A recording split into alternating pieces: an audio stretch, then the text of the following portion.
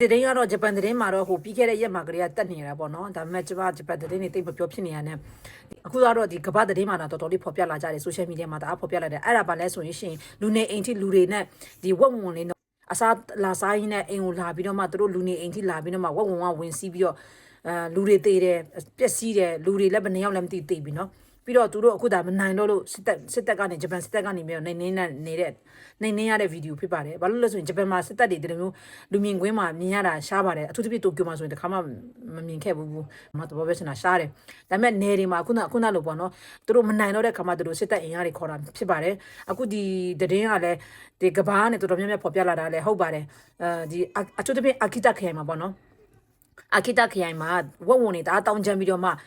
လူသေးတယ်အိမ်ထဲကြီးဝင်စီးပြီးတော့မှလူတွေကိုလည်းအန်ဒီရပြုတ်တဲ့အပြင်ကိုပေါ့နော်အစားတောက်တဲ့လူတဲ့အပြင်ကိုမှလူတွေကိုလည်းအန်ဒီရပြုတ်ပြီးတော့မှတူးကြောင်တိတ်သွားတဲ့လူတွေလည်းမနှဲတော့ဘူးအဲဒါကြောင့်မို့သူတို့ဒါခုဒီ